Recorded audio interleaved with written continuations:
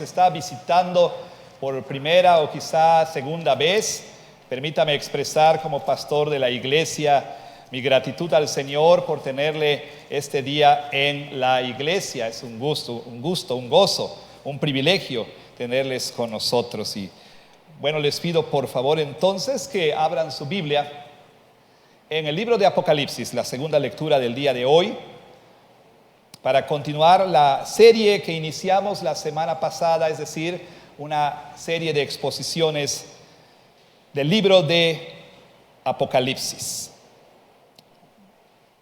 Bueno, la semana pasada, para ponernos a todos en contexto, la semana pasada miramos al prólogo de este libro, es decir, el libro de Apocalipsis. Y ahí aprendimos, ¿cuál es el prólogo del libro de Apocalipsis? Muy fácil, Apocalipsis 1, del 1 hasta el 3. Ahí aprendimos que este maravilloso libro pertenece a tres clases diferentes de literatura, o para decirlo de manera más técnica, tres diferentes géneros literarios. En primer lugar, el libro de Apocalipsis es un apocalipsis. El libro de Apocalipsis es un apocalipsis. ¿Y qué significa esto? Bueno, que pertenece a este tipo de literatura antigua, judía y cristiana, que entre otras cosas es altamente simbólica. El libro de Apocalipsis entonces pertenece al llamado género literario apocalíptico. Y como dije entonces, una de las cosas más importantes que resultan de esto es que el libro de Apocalipsis es altamente simbólico. No debemos tomarlo de manera literal a menos que se nos indique lo contrario. Pero en segundo lugar, el libro de Apocalipsis es una profecía. Y como profecía entonces, el libro nos provee de una perspectiva celestial, de una perspectiva divina y de una interpretación de la realidad. Esto es, el libro de Apocalipsis nos da una cosmovisión, y no nada más una cosmovisión, sino la correcta visión del mundo. Y en tercer lugar, el libro en realidad es una carta escrita y enviada a 7 iglesias históricas reales en la provincia romana de Asia Menor. Ahora, estas 7 iglesias servían como representantes de la iglesia en todas las épocas, en todas las eras, en todo el mundo. ¿Y cómo sabemos que esto es así? Bueno, número 1, son 7 iglesias. No eran las únicas iglesias que había en Asia Menor. Había otras iglesias, Hierápolis, por ejemplo, Troas y demás, muchas otras iglesias, las cuales no están incluidas aquí entre estas. Pero el número 7 es un número simbólico que en el libro de Apocalipsis y en la escritura significa algo que está completo o significa plenitud. Entonces, como tal, el número 7 indica que estas 7 iglesias representan a la iglesia entera, a la iglesia completa en todas las edades. Pero también, por supuesto, tenemos otra indicación de que en realidad estas 7 iglesias eran representantes de toda la iglesia, porque en los mensajes que encontramos a estas iglesias en los capítulos 2 y 3, podemos ver un refrán que se repite una y otra vez, y este es que el que tiene oídos oiga lo que el Espíritu dice a las iglesias, en plural. Entonces es una carta, no nada más una carta, sino una carta circular. ¿Qué quiere decir esto? Bueno, la carta entonces al llegar a Éfeso debía ser leída y de ahí pasar a la siguiente iglesia y a la siguiente iglesia y a la siguiente iglesia. En ese tiempo obviamente no era tan fácil como ir a la papelería y sacar una copia, ¿no? Así que la carta iba de iglesia en iglesia. Todo el libro es una carta. Y bueno, así entonces podemos decir que el libro de Apocalipsis es una profecía apocalíptica en forma de una carta circular dirigida a 7 iglesias en Asia Menor que eran representantes de toda la iglesia. Bueno, pero también nosotros, por supuesto, aprendimos algo muy importante, que el libro de Apocalipsis fue dado a la iglesia, fue dado a usted, fue dado a los niños, fue dado a los adolescentes, fue dado a los jóvenes, a las mujeres, a los hombres, a los empleados, a los patrones, a los profesionistas, a todos. No fue dado este libro solamente a los teólogos o a los expertos en teología o eruditos que tienen doctorados en Nuevo Testamento y ese tipo de cosas. El libro fue dado a la iglesia, le fue dado a usted, me fue dado a mí, y nos fue dado para animarnos, para animar a los creyentes a la fidelidad, a la perseverancia, a la paciencia, sobre todo al enfrentar sufrimiento y persecución por causa de nuestro testimonio del Señor Jesucristo. ¿Y cómo entonces nos provee este ánimo el libro? Bueno, por supuesto, al comunicarnos este mensaje, este triunfante mensaje, el cual es el mensaje central de este libro. En las palabras de un profesor mío, el mensaje de Apocalipsis es el siguiente: detrás de las escenas de la historia, y a pesar de las tribulaciones, de las vicisitudes, de las tribulaciones, de los problemas de la historia, el reino de Dios está en el poder y Jesucristo está en el trono de su Padre, y ahí el Señor Jesucristo, desde allí Él está ejecutando su juicio soberano sobre el mundo. Al ojo físico, al ojo carnal, lo que observa le puede decir una historia diferente, pero aunque para el ojo físico los eventos de la historia pasada y presente parezcan decirnos lo contrario, aunque la iglesia de Jesucristo parezca estar derrotada, aunque la iglesia de Jesucristo sea perseguida y despreciada, Jesucristo es quien gobierna, quien reina, quien rige sobre los reyes de la tierra, y sus propósitos están pacientemente siendo cumplidos aquí en el mundo. Ese es el mensaje del libro de Apocalipsis. Pero fíjese usted que también aprendimos que el libro pronuncia una bendición para sus lectores, para aquellos que escuchan el mensaje de este libro, pero especialmente hay una bendición para aquellos que guardan, para aquellos que obedecen lo que está escrito en él. El libro de Apocalipsis entonces demanda una respuesta, le llama a usted y a mí a responder a su mensaje. Es decir, hay una dimensión ética para este libro. ¿Y cuál es la respuesta? Bueno, el autor había dicho en el prólogo que el libro fue escrito para mostrar a los siervos de Dios las cosas que pronto debían tomar lugar, las cosas que pronto debían ocurrir. ¿A qué se refiere? Por supuesto, a la persecución que iban a enfrentar por causa de su fe.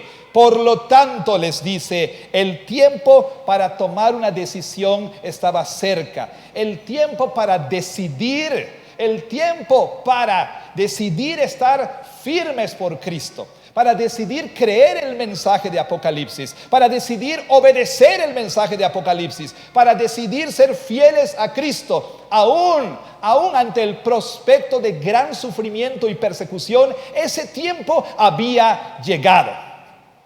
¿Cómo entonces anima usted a alguien a quien usted le ha dicho tal cosa? ¿Cómo puede animarle entonces a tomar la decisión de ser fiel a Cristo, si usted le ha dicho, mira, ser fiel a Cristo muy probablemente va a ocasionar que tú sufras y seas perseguido? ¿O cómo animar a aquellos que ya habían tomado esa decisión, pero quizá al empezar a experimentar sufrimiento por causa de su fe, quizá estaban pensando que habían cometido un error, que habían tomado la decisión equivocada? ¿Cómo animar a los creyentes a la fidelidad? ¿Cómo animar a los creyentes a mantenerse firmes en su decisión? Bueno, eso es exactamente lo que vamos a ver el día de hoy. Esto fue la introducción de la introducción. Vamos a orar. Señor Dios, te damos gracias por tu palabra. Te damos gracias por lo que el Espíritu Santo inspiró a Juan a escribir. Te damos gracias, Señor, Porque el mensaje que tú diste a las 7 iglesias de Asia en el año 95-96 de nuestra era es el mismo mensaje que tú le das a la iglesia Jesús en progreso y a toda la iglesia en todo el mundo. Te rogamos, Señor, que podamos escuchar con atención, con respeto y con reverencia, con temor y temblor la exposición de tu santísima palabra. Y por tu gracia permítenos responder. Permítenos responder en fe, en obediencia, en fidelidad a tu palabra. En el nombre de Jesús. Amén. ¿Alguna vez alguien le envió a usted? ¿Alguna vez alguien le ha enviado una nota, un mensaje? Bueno, en términos más contemporáneos, un WhatsApp, animándole. ¿Alguna vez usted recibió una carta real, de papel, ¿sí?, en la que la persona que le envió esa carta le escribía palabras de aliento y de ánimo?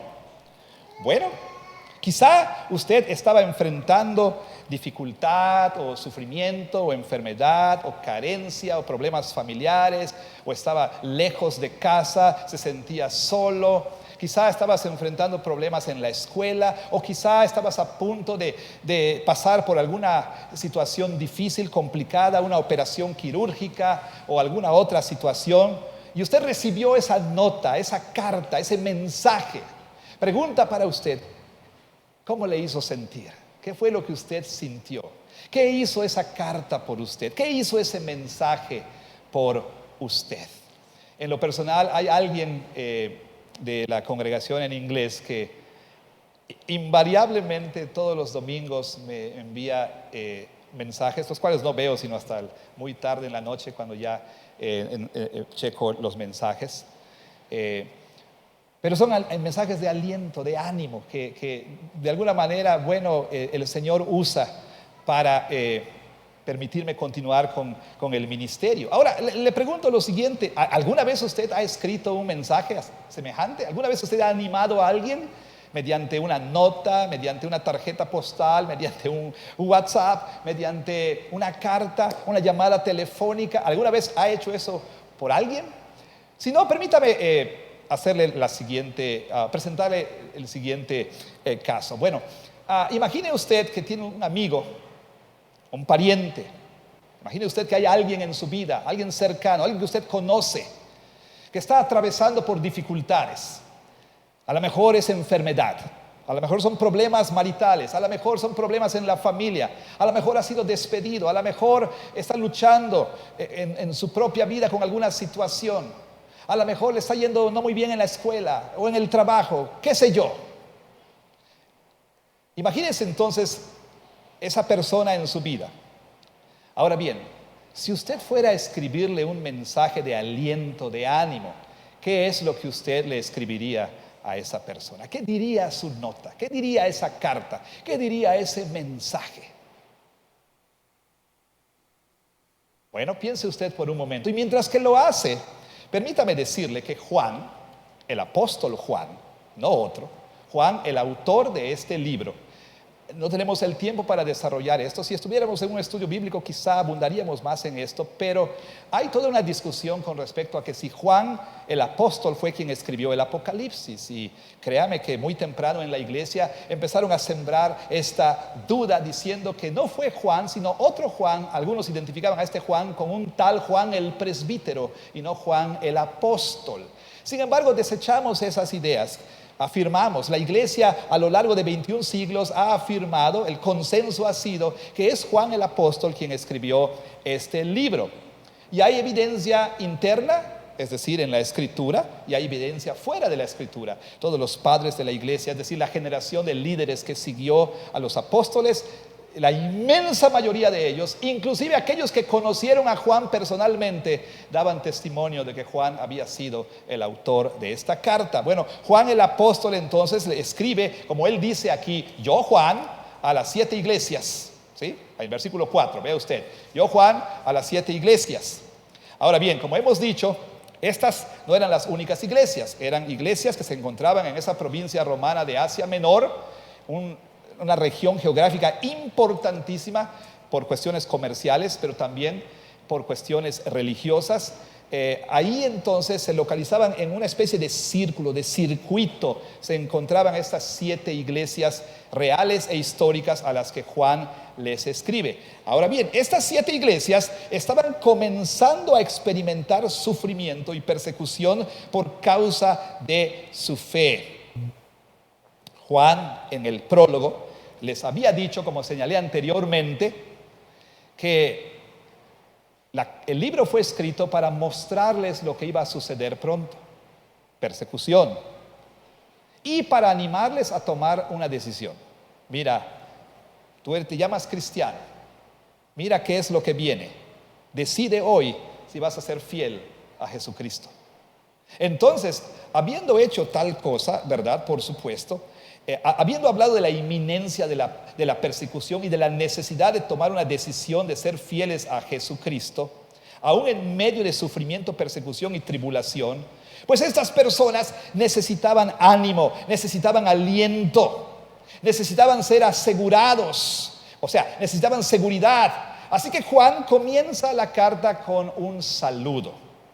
Ahora, este saludo, si bien es un saludo que proviene de Juan, últimamente este es un saludo que proviene del Dios Trino y Uno, de Dios mismo, del Padre, del Hijo y del Espíritu Santo. Es una nota que proviene del escritorio, no de la oficina oval en la Casa Blanca, ni de Palacio Nacional, ni de la oficina de las Naciones Unidas. Esta es una nota que proviene del trono del universo, de Dios mismo, del Dios triuno, Padre, Hijo y Espíritu Santo. Y en este mensaje Él les anima a aquellos que Él ha llamado a ser testigos fieles, aún en la presencia de tribulación.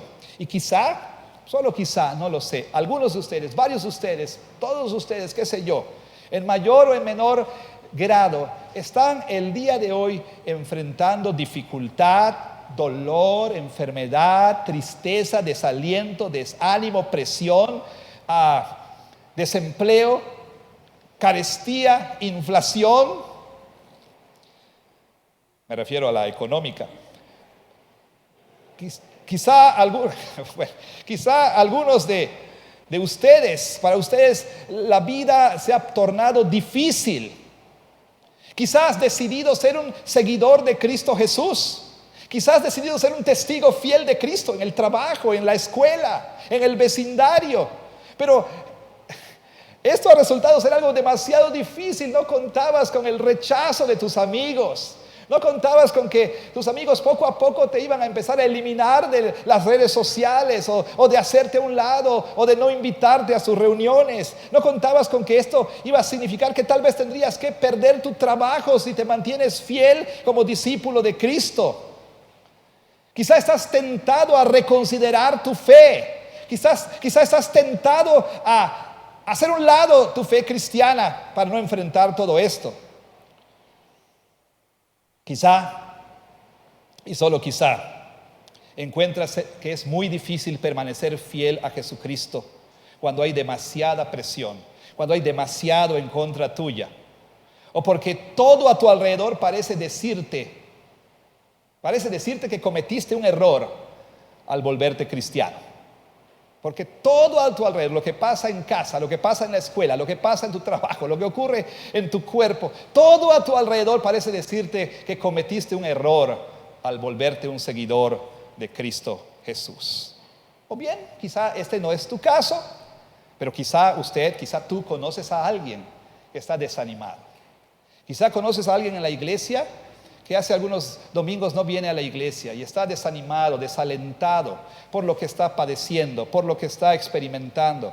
Quizá conoces a alguien en tu familia, puede ser tu cónyuge, tu esposo, tu esposa, pueden ser tus hijos, pueden ser tus padres, puede ser algún hermano en Cristo que está pasando por un tiempo de desaliento, de desánimo y necesita entonces ánimo. ¿Qué puedes decir a esa persona? ¿Cómo alientas a esa persona? ¿Cómo tú le animas a seguir adelante como discípulo de Cristo? Bueno, he aquí una preciosa verdad que el apóstol Juan comunica a sus destinatarios originales y a ustedes y yo también. Y esta es esta verdad que nosotros necesitamos creer. Y la verdad es que aquellos que han sido llamados a ser testigos fieles del Señor Jesucristo, ustedes creyentes que son creyentes, esos que son llamados a ser discípulos fieles de Cristo Jesús, reciben aliento, reciben ánimo personal del Dios Trino en persona. Bueno, de Él mismo es lo que quiero decir.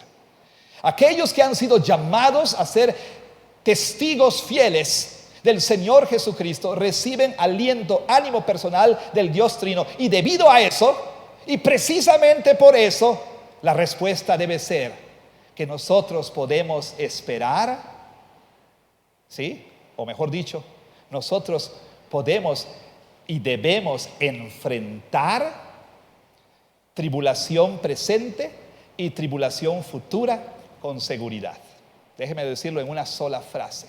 Porque aquellos que han sido llamados a ser fieles testigos de Jesucristo, aún en medio de persecución, reciben aliento, reciben ánimo del Dios Trino, entonces ellos pueden y deben enfrentar tribulación pasada y presente con seguridad. ¿Y cómo Dios nos anima? ¿Cómo Dios nos alienta? Bueno, este pasaje nos muestra por lo menos 3 maneras en las que Dios anima y alienta a su pueblo. ¿Cuáles son estas maneras? Número 1, al darnos gracia y paz. Número 2, al asegurarnos de la segunda venida de Cristo Jesús. Y número 3, al recordarnos de su soberanía. Estas son las 3 maneras en las que el Señor nos anima, nos alienta a ser fieles aún en medio de sufrimiento y tribulación. Bueno, encontrará usted que la primera de estas será un poquito más extensa que las otras 2, porque estoy siguiendo el pasaje así como está. Y una vez más, esto es Apocalipsis 1, del 4 al 8. En primer lugar, ¿cómo nos alienta el Señor? Al darnos gracia y paz. Al darnos gracia y paz. Vean qué dice la palabra de Dios, versículo 4 al 6. Juan, a las 7 iglesias que están en Asia, gracia y paz a ustedes, del que es y que era y que ha de venir, y de los 7 espíritus que están delante de su trono, y de Jesucristo, el testigo fiel, el primogénito de los muertos, y el soberano de los reyes de la tierra, al que nos amó y nos lavó de nuestros pecados con su sangre, y nos hizo reyes y sacerdotes para Dios su Padre. A él sea gloria e imperio por los siglos de los siglos. Amén. Bueno, después del prólogo, esto es 1 al 3, lo primero que encontramos en este libro, en esta carta de hecho, lo primero que vemos es un saludo, una salutación. Y como hemos visto, el libro era una carta. El libro era la profecía apocalíptica en forma de carta circular. Y precisamente por eso, porque era una carta, pues era la costumbre, por supuesto, como era la costumbre, la carta comienza, así como comenzaba toda carta normal en el mundo griego, con una salutación. Pablo hacía esto, nosotros también hacíamos esto. ¿Se acuerdan ustedes que enviaban cartas alguna vez? Querida tía Susi, ¿no? Querida tía María, ¿no? Espero que al recibir esta carta te encuentres bien de salud. ¿Se acuerda usted? Más o menos así escribíamos los que mandábamos cartas. Pues nada más que cuando la carta llegaba a la tía María ya se había muerto. Pero bueno, al menos así decíamos: espero que cuando esta carta llegue a ti te encuentres bien de salud. Pero bueno, aquí entonces, en esta salutación, Juan dice gracia, charis y paz. E Irene, las que se llaman Irene, nombre es paz, ¿no? Charis y la otra palabra es Irene o Ereine, como dicen algunos. Bueno, estas palabras son muy interesantes. Gracia, charis, es la manera en que los griegos se saludaban el uno al otro. Y la palabra Irene es una traducción del hebreo shalom, que quiere decir paz. Y era la manera en que los hebreos se saludaban el uno al otro. Pero esta salutación aquí no es un mero hola, ¿cómo estás? ¿Sí? Hola, ¿qué tal? No, por supuesto que no. Hay mucho más en este saludo que lo que podemos ver a simple vista. Por favor, noten algo muy importante. Es tan obvio que lo pasamos por alto. Note, por favor, que este saludo últimamente no proviene de Juan, sino de Dios. Es Dios mismo quien está diciendo gracia y paz a ti. Gracia y paz a ti. Es el Dios triuno, Padre, Hijo y Espíritu Santo, que se dirige a su pueblo personalmente para decirles gracia y paz. Los cristianos creemos y afirmamos que Dios existe, o mejor dicho, que Dios es una triunidad, que Dios es triuno, es decir, Dios es una Trinidad. Y esto es, nosotros creemos que en la divinidad hay tres personas iguales en sustancia, poder y gloria, Padre, Hijo y Espíritu Santo, y estos tres son el mismo y el único Dios. Esta es una doctrina, quizá una de las doctrinas más esenciales y más fundamentales de la fe cristiana. Y con esto quiero implicar algo. Con esto quiero decir que si tú o usted no creen en la Trinidad, bueno, no puedes llamarte cristiano. Así de simple. Porque el Dios verdadero, el Dios de la Biblia, es una Trinidad. No es el momento para abundar sobre esta doctrina, pero lo que quiero decir es que esta salutación viene del Dios trino. Y en esta salutación Dios dice gracia y paz. Gracia y paz. ¿De quién? ¿De quién? De aquel que es y que era y que ha de venir. Y de los 7 espíritus de Dios que están delante de su trono, y de Jesucristo, el testigo fiel, el primogénito de los muertos y el soberano de los reyes de la tierra. Entonces, en este saludo Juan dice que Dios da a su pueblo gracia y paz. Esto es sumamente importante, porque aquellos que recibieron esta carta por primera vez, y aquellos que hemos recibido esta carta a lo largo de la historia y en el presente, lo que más necesitamos es gracia y paz. Y el orden es importante. No puedes tener paz si no tienes gracia. ¿Y qué es la gracia? Es este favor inmerecido de Dios hacia pecadores, que lo único que merecemos es su ira y condenación. Pero de manera inmerecida nos ofrece salvación, perdón de pecados y vida eterna. Cuando uno recibe la gracia de Dios, uno de los frutos de haber recibido gracia es paz con Dios. No puedes tener paz con Dios si no has experimentado la gracia salvadora de Dios en tu vida. Quizá por eso es que no tienes paz con Dios. Quizá es por eso que por más que te esfuerzas y por más que tratas, no estás en paz con Dios, porque no has recibido por gracia el perdón de tus pecados y la vida eterna en Cristo Jesús. Ahora, gracia y paz es lo que los lectores necesitaban. ¿Por qué? Porque el tiempo había llegado. El tiempo había llegado para enfrentar sufrimiento y persecución por causa de Cristo. El tiempo había llegado para hacer una decisión de ser fieles a Cristo. Entonces ellos no necesitaban meras palabras, necesitaban gracia y paz. Y de Dios reciben más que palabras. Reciben gracia y paz. Necesitaban, por supuesto, gracia para poder perseverar, y necesitaban la paz de Dios en medio del sufrimiento. Este saludo no es una mera expresión de un deseo. Usted y yo podemos desearle a alguien gracia y paz. Yo no te puedo dar paz, usted no me puede dar paz. Podemos orar por el uno por el otro, por paz y por gracia, pero no podemos, pero Dios sí. Dios no nada más nos da una palmadita en la espalda, Dios nos da gracia y Dios nos da paz.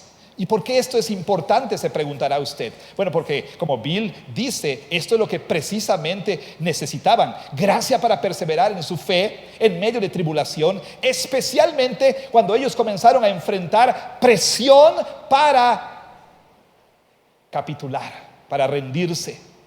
Pero también en medio de tal dificultad, ellos necesitaban paz interior, la cual solamente puede venir de un Dios que es soberano sobre la historia, que es soberano sobre las tribulaciones de la historia. Esta paz solamente puede provenir de un Dios así, y es Dios quien da esta paz. ¿Sabe usted?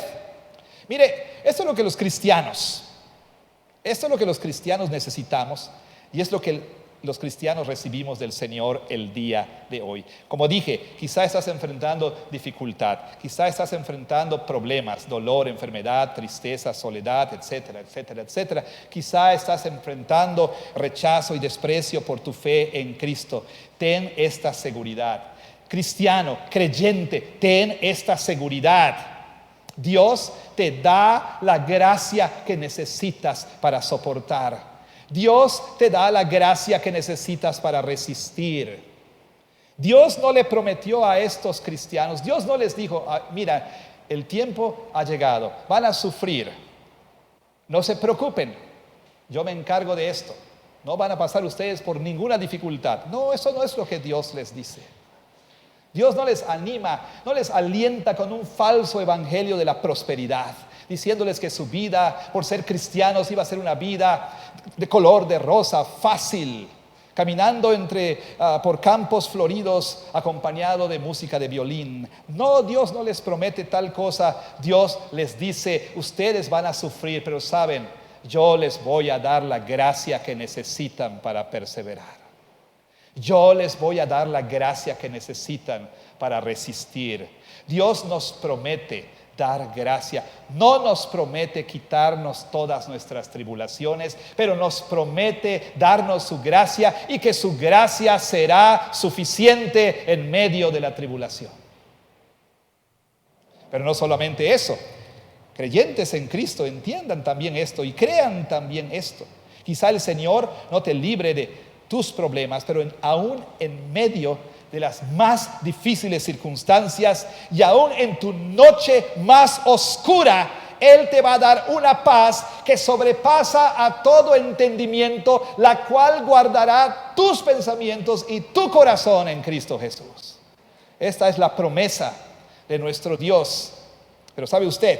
Hay más. ¿De quién viene? ¿De quién viene esta gracia y esta paz? De aquel que era y que es y que ha de venir. Esta es una descripción de Dios que proviene en gran medida del nombre sagrado de Dios, Yahweh o Yahvé o Jehová, pues, que encontramos en Éxodo capítulo 3, 14, cuando Dios da a conocer su nombre. Y entonces, ¿qué es lo que está diciendo Juan acerca de Dios aquí? Que Él es el Señor del pasado, del presente, del futuro, que es inmutable, que no cambia. Por favor, note que no dice el que era, el que es y el que será. No hay el que será con Dios. No hay tal cosa como Dios será, Dios es. Dios siempre ha sido y Dios siempre es. Por lo tanto, hermanos, tenemos que entender, como Juan le dijo a sus lectores, desde el mismo comienzo de este libro, él les estaba hablando no solamente de la eternidad de Dios, de la inmutabilidad de Dios, pero también de que Dios está llevando su plan a una consumación, el que ha de venir. Hermanos, como dice alguien, el significado del futuro reside ultimadamente en la expectativa de que Dios va a venir, de que Dios vendrá, que Él aparecerá en una manifestación final para traer a la historia a su consumación. Este saludo proviene de aquel que es el soberano Señor de la historia, el Dios eterno, el Dios inmutable, el Dios que es, que ha sido y que siempre será. Y este Dios tiene el futuro en sus manos. Este Dios tiene tu presente en sus manos. Pero esta gracia también viene de los 7 espíritus que están delante del trono. Extraña frase, ¿no? Una frase que Juan usa otras veces en la carta, pero nunca nos explica su significado. Bueno, hay muchísimo que decir aquí, pero bueno, últimamente lo que esto significa es que Juan está diciendo que la gracia y la paz provienen también del Espíritu Santo, el cual es representado aquí con el número 7 espíritus, presentado en su plenitud en cuanto a su ser y en cuanto a su obra. Por supuesto, otra cosa que pudiéramos decir aquí es que el simbolismo que Juan ve el tabernáculo celestial, ve el trono de Dios. En el tabernáculo terrenal era simbolizado ¿por qué? Por el arca. Luego ve delante del trono en el lugar santo una lámpara con 7 candeleros. ¿Se acuerda usted? por supuesto. Y después fuera del tabernáculo, que lo que veía el altar del sacrificio. Luego nos va a hablar de Jesucristo, Padre, Espíritu Santo e Hijo. Pero bueno, aquí el Espíritu de Dios es mostrado como en su plenitud. Algunos dicen, no es el Espíritu Santo. Interpretaciones se han ofrecido, tan disparatadas como algunas tomadas de libros apócrifos, como el primer libro de Enoch, en el capítulo 20, que nos dice que los 7 espíritus son los 7 arcángeles que están ahí en el trono, delante del trono. ¿Cuáles son esos arcángeles? Uriel, Rafael, Raguel, Miguel, Saracael, Gabriel y Remiel o algo así. Bueno, pero esto no es verdad, esto no es lo que debemos entender. Para empezar, los ángeles son criaturas, no son divinos. Segundo, nunca en el libro de Apocalipsis a ellos se les llama espíritus, siempre se les llama ángeles. Por lo tanto, este es un símbolo del Espíritu Santo. Este saludo de gracia y paz viene a usted del Padre, pero también del Espíritu y también del Hijo. Note usted, finalmente aquí dice Juan, la gracia y la paz vienen de Jesucristo. Y lo menciona al final, no en el orden usual, Padre, Hijo y Espíritu Santo. Lo menciona al final, ¿por qué? Quizá para énfasis. Y note la triple descripción de Jesús. La triple descripción. Se nos dice que Jesús, ¿qué? Es el testigo fiel. El testigo fiel. Literalmente el testigo. Aquel que es el fiel. Aquel que es fiel. La palabra traducida como testigo es martus, de donde viene nuestra palabra mártir, ¿sí? De donde viene martirio. Bueno, hay muchas cosas que testigo fiel puede significar, pero una de las principales es que nuestro Señor Jesús, antes de Él mandar a su iglesia ser testigos fieles, Él fue aquel que dio testimonio de la verdad, aún en presencia de sus enemigos, aún ante el prospecto de la muerte. ¿Se acuerda usted en Juan 19 cuando Pilato lo presiona? Y Jesús dice, yo he venido para dar testimonio de la verdad, y Él se mantuvo fiel hasta la muerte. Pues nuestro Señor Jesús fue un testigo fiel. Él no te manda a hacer algo que Él mismo no haya hecho. Y Él sufrió por causa de su testimonio fiel de la verdad. Por supuesto, le costó la vida, pero ese no es el fin. Esa aparente derrota, esa aparente derrota fue transformada en una victoria, en un triunfo. ¿Por qué? Porque como dice Juan, no solamente Él es el testigo fiel, Él es el primogénito de entre los muertos. ¿Qué quiere decir que Él es el primogénito de entre los muertos? Bueno, quiere decir que aunque Jesús murió, Él fue levantado de los muertos y ahora tiene absoluta autoridad sobre la muerte. Él es el inaugurador de una nueva creación por medio de su resurrección. Y aunque su testimonio fiel aparentemente resultó en derrota cuando Él murió, esa aparente derrota fue convertida en una victoria gloriosa, en una victoria para siempre a través de su resurrección. De la misma manera, los cristianos pueden esperar que aunque enfrenten martirio como su Señor, ellos también resucitarán como su Señor. Así que, de esta manera entonces, anima también a su pueblo. Finalmente dice que Jesús es el soberano de los reyes de la tierra. Esta frase en Apocalipsis casi siempre se refiere a reyes que se oponen al gobierno de Dios, reyes terrenales que se oponen al gobierno de Cristo. Para la audiencia original esto representó o simbolizó el poder imperial de Roma. Para ellos Roma parecía ser el poder supremo, el poder último. César parecía ser la autoridad máxima, el supremo rey. Pero Apocalipsis les dice la verdad. Apocalipsis les da la perspectiva correcta y les dice: no es Roma, no es César. Es Jesucristo quien es el soberano de los reyes de la tierra. Nuestro Señor Jesucristo reina y gobierna sobre cada poder terrenal y espiritual que hay en el universo. Y aunque parezcan opresores y aunque parezcan aterrorizantes, el poder de Cristo, les dice, es infinitamente superior. Él es el soberano sobre todos los reyes de la tierra. Bueno, por supuesto, esta descripción de Jesús resulta en una doxología. ¿Qué es una doxología? Un canto de alabanza, de adoración. Versículos 5 y 6. Aquel que nos ama, y dice la Reina Valera, y nos ha librado. Perdón, y nos lavó de nuestros pecados con su sangre, y nos hizo reyes y sacerdotes para Dios su Padre. A Él sea gloria e imperio por los siglos de los siglos. Bueno, note usted, aquel que nos ama y nos ha lavado. Bueno, aquí hay una variante de lectura, ¿sí? Es mi deber decírselo. Una variante de lectura quiere decir que en algunos manuscritos encontramos una palabra y en otros manuscritos encontramos otra palabra. Y la diferencia entre ambas es una sola letra, ¿sí? Una sola letra, lo digo nada más como información. Lousanti, L-O-U-S-A-N-T, y Lusanti, L-U-S-A-N-T-I. Algunos manuscritos dicen al que nos ha librado, y otros manuscritos dicen al que nos ha lavado, ¿sí? No hay tiempo para hablar de esas cosas, pero quizá la mejor traducción sea aquel que nos ha librado. Ahora, no hace ninguna diferencia, porque el que nos lavó nos ha librado y el que nos libró nos ha lavado, así que no hay ninguna diferencia. Nos libró con su sangre y nos lavó con su sangre. Nos redimió por su sangre y nos limpió con su sangre. No hay ninguna diferencia, pero bueno, el punto que no quiero que pierdan de vista es este. Noten el cambio verbal ahí.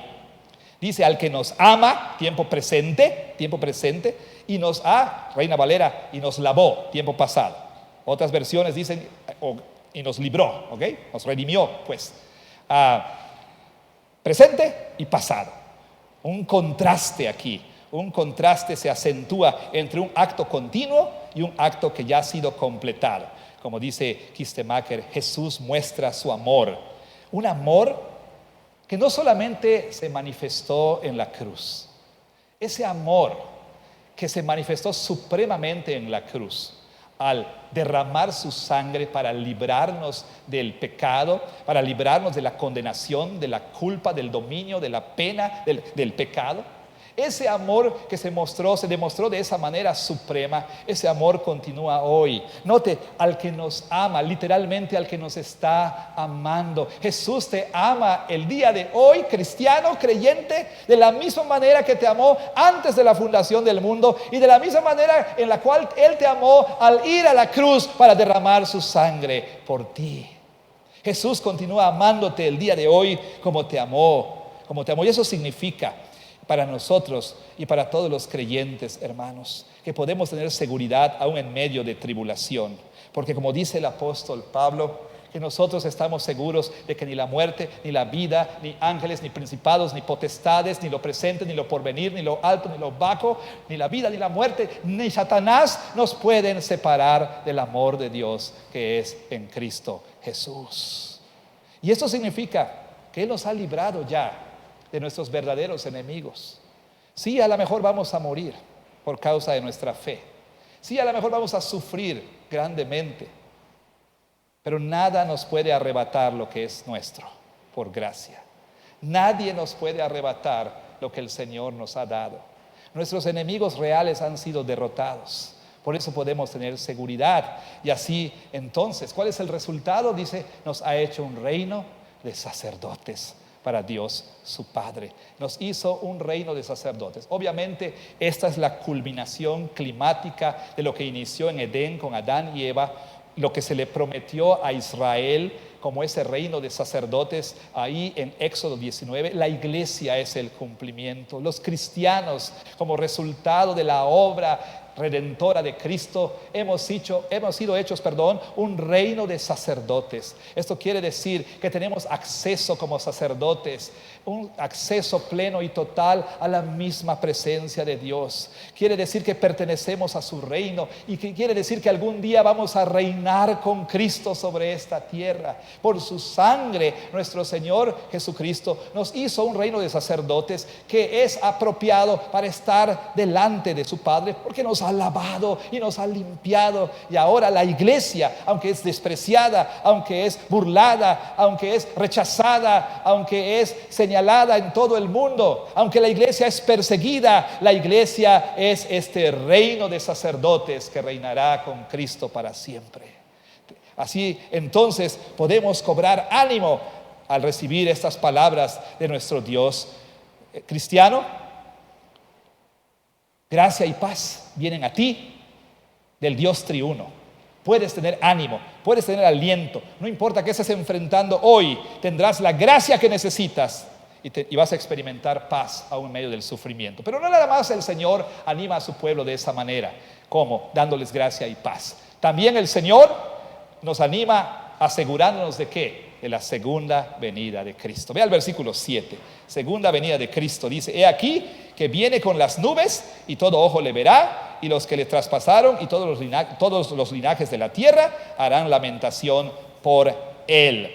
Este verso es una combinación de dos citas del Antiguo Testamento: Daniel 7:13, Zacarías 12:10. Y ahí Juan entonces nos da el primer anuncio en el libro de la segunda venida de Cristo. Es interesante que al final del libro encontramos otra vez una proclamación de la venida de Cristo. El libro está entonces entre dos pastas, dos referencias, ¿sí? A la segunda venida de Cristo. ¿Y qué nos dice Juan de la segunda venida de Cristo? Lo primero que nos dice es que es una realidad. Es que es una realidad. ¿Qué dice el versículo 7? Dice así: he aquí, una expresión que dice miren, o que quiere decir miren. O sea, es una expresión usada para hablar de algo, algo que es cierto, algo que va a suceder, que es una realidad. Básicamente, ¿qué está diciendo Juan? Jesucristo vendrá, es un hecho innegable, Él vendrá. Pero también nos dice que su segunda venida será una venida visible, será un evento público. Nos dice: todo ojo lo verá, todos, absolutamente todos. Y nos dice Juan: todas las tribus de la tierra y aún los que le traspasaron. Bueno, en su evangelio Juan cita a Zacarías y lo aplica al centurión ahí y demás, pero aquí no se refiere nada más a los judíos y gentiles que estuvieron alrededor de la cruz. Cuando dice que aún los que lo traspasaron le verán, se refiere a cualquier persona en el pasado, en el presente y en el futuro que desprecia a Cristo, que rechaza a Cristo, que no quiere someterse a Cristo, que se burla de Cristo, que no se somete a Cristo. Cuando Cristo aparezca, ¿qué van a hacer estas personas? Se van a lamentar.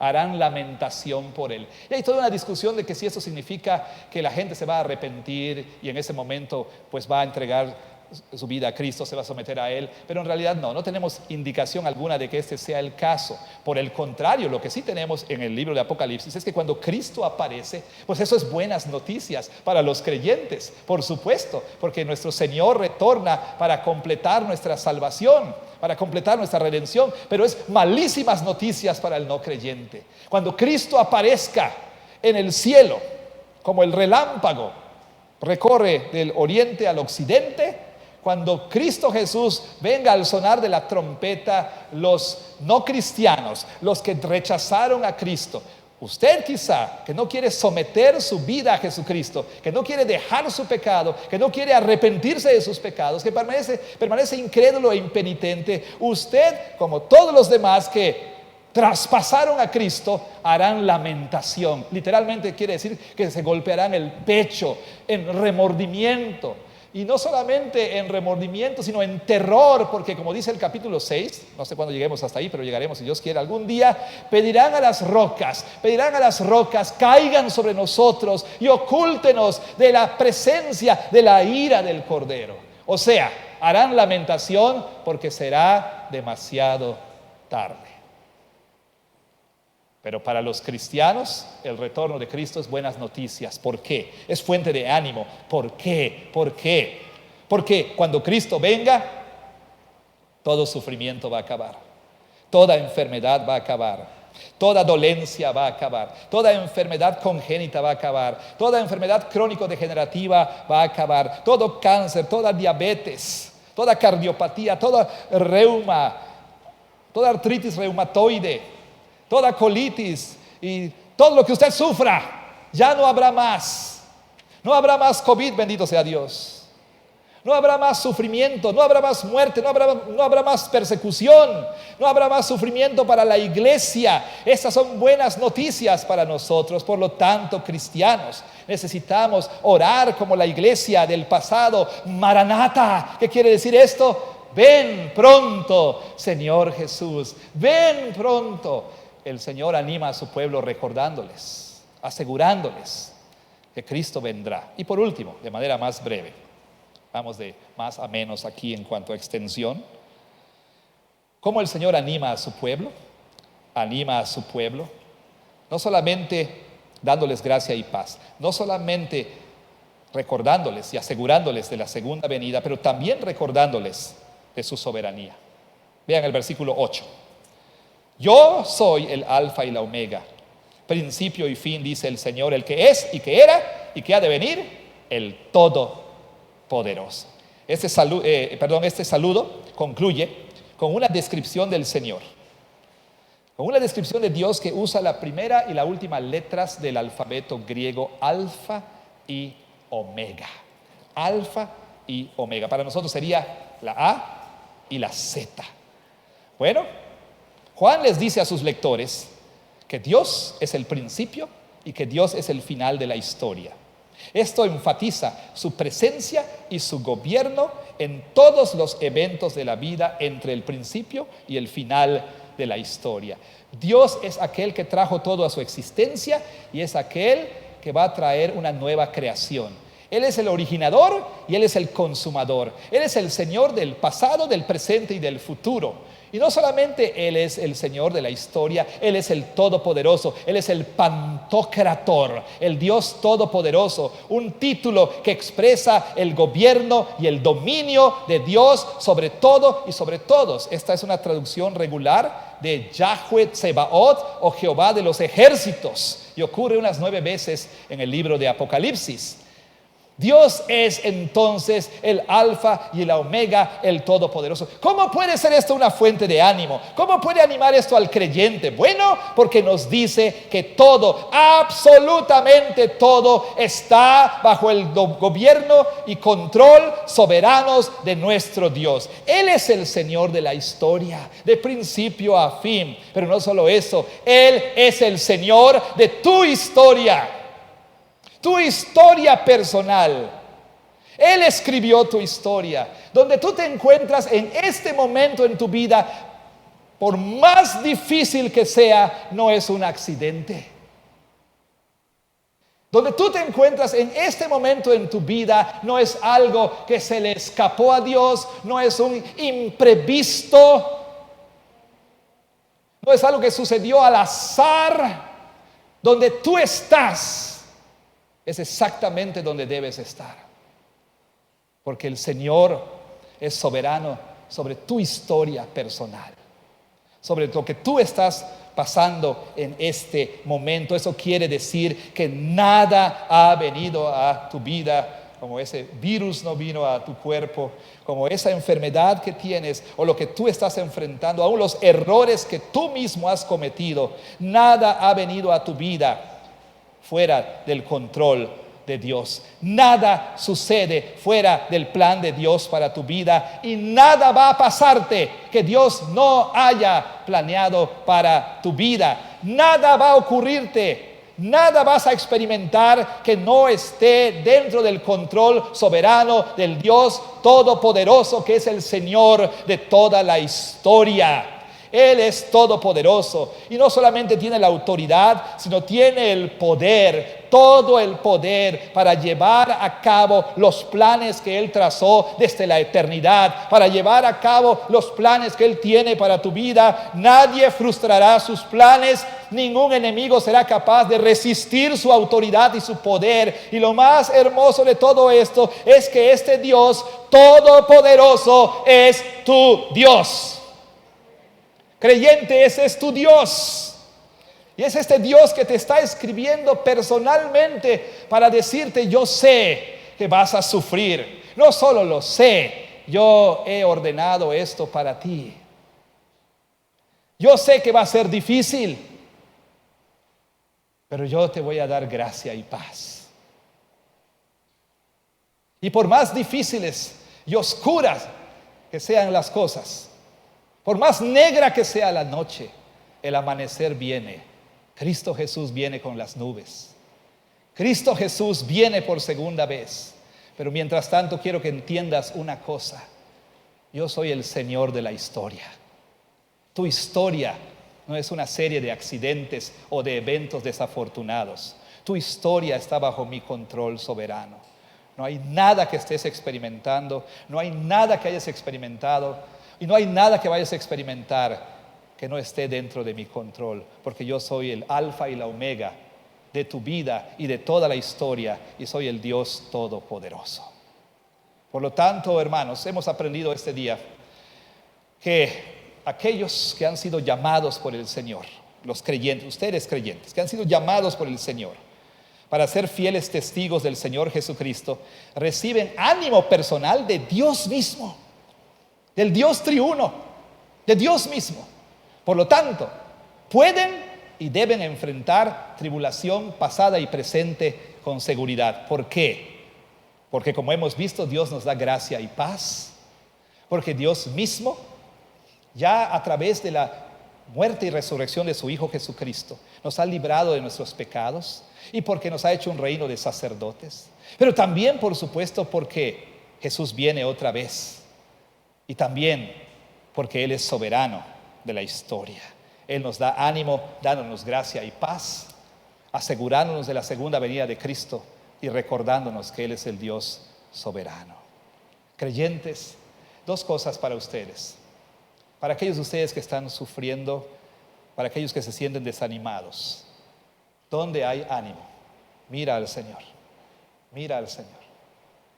La fuente de ánimo proviene no de las circunstancias, no del prospecto de que con este o con tal partido la situación va a mejorar.